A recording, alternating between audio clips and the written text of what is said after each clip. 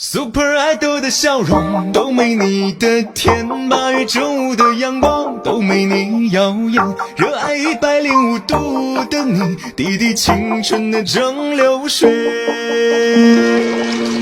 People are now calling for IShowSpeed to be kicked out of China effective immediately. IShowSpeed, one of the biggest internet personalities right now, who is currently in China and making the world go absolutely insane about it. IShowSpeed is currently in China right now, currently making headlines for what some people are calling it an act of diplomacy, whilst others are calling it propaganda. You see, Speed has been traveling around China, embracing the culture, meeting fans, and seemingly bridging the gap between China and the West, or China and America at large. Open that shit, open that shit. You'll love it, you're gonna love it, you're gonna love it. Fuck is this? You're gonna love it, you're gonna love it. You're gonna love it. Wait, guys. You're gonna love it. Woo, woo, woo, woo. Come here, motherfucker! Speed up. Do you love this dress? How do you think this dress? Hey, Darren, you love it? Can I have? I take this photo for you. Darren. Bro, you told me it was some Travis Scott's in there. Yeah.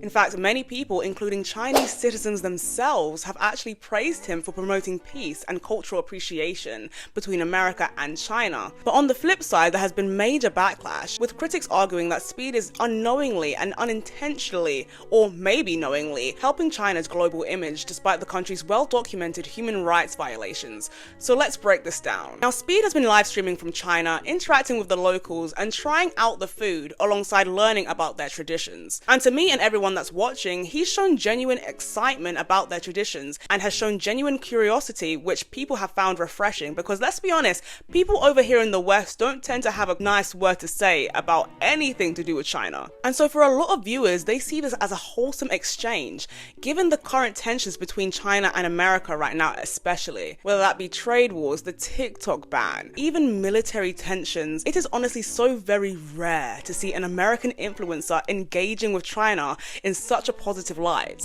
How long you been learning Kung Fu for? How long you been learning Kung Fu for?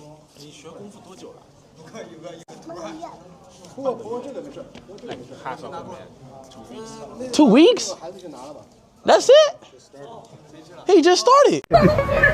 Suit over here. I got my missus right here. We turning up in China, Beijing with it. Turn up. Turn up. Say turn up. Turn up. Tell us. Turn up. Turn up. Turn up.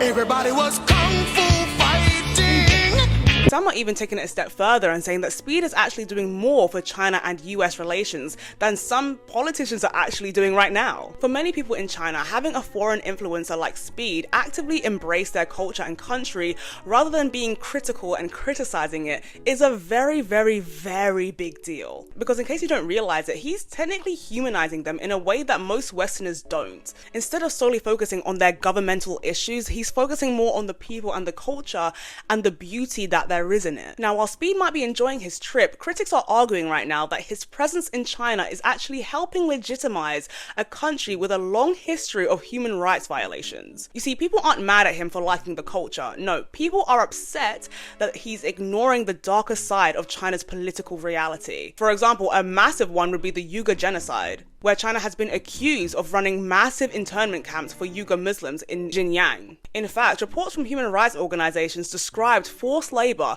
re-education programs, and even allegations of inmates being forced to eat pork, knowing that that goes strictly against their religion. The US and other countries have officially labeled this a genocide, yet China continuously chooses to ignore it. Now, on top of that, and the main obvious one, the censorship and free speech suppression in China has always been a main deal. You should know that China is known to be the strictest country in the world when it comes to censorship. For example, the Great Firewall blocks foreign social media platforms like YouTube, Twitter, and Instagram to all citizens within China. That means that citizens who speak out against the government risk a fair possibility of being arrested, being disappeared completely, or even worse. Meanwhile, Speed is streaming seamlessly and carelessly as it seems, but only because the government is currently allowing it. The same citizens that are watching these streams are not allowed to partake in such luxuries. Now, another obvious issue with China is its relationship between Taiwan and Hong Kong. You see, China claims Taiwan as its own, despite Taiwan operating as a fully independent democracy. And with this being said, the tension between China and Taiwan has actually led to fears of a potential invasion and oncoming war. Meanwhile, with Hong Kong, which was once promised full autonomy,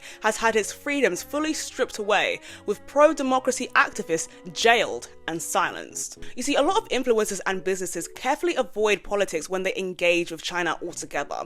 We've seen companies like Disney and Apple bend over backwards to avoid angering the Chinese government because they know. But you see, the difference with Speed is that he isn't a corporation. He is a personality who thrives on authenticity. And so, people do feel like he should be made more aware of what his presence means in China on a global scale. Now, whether or not these criticisms are fair is to be debated, because who is expecting Speed, a 19-20-year-old streamer, to comment on human rights issues? Nobody's expecting that. Some people could say no, he's just having fun, he's just engaging with the culture, he's just engaging with his fans. He is not a journalist of any right, he is just a guy who yells at a screen for entertainment. But on the other hand, when you are someone with millions upon millions of followers, billions upon billions of views, every single move that you make carries weight, whether or not you like it. So of course you can expect that some are arguing that even if Speed didn't mean to promote China's government, the ripple effect of this trip still helps their global image on an international scale. That in itself cannot be denied. But honestly, at the end of the day, Speed's trip to China is a perfect example of how global politics and social media can in fact intersect, no matter what your parents want to tell you. But let me know in the comments, have you been enjoying Speed's live streams in China, or are you one of the people that are arguing for him to get the hell out of there? Let me know in the comments. But yes, thank you so much for watching, guys. If you like this video, please like, comment, and subscribe. You can head over to my TikTok, which is where I found the majority of this information anyway. And of course, you can head over to my Instagram. And guys, hold on a minute. You are already here, so you might as well subscribe. Thanks for watching, guys, and I shall see y'all in the next one.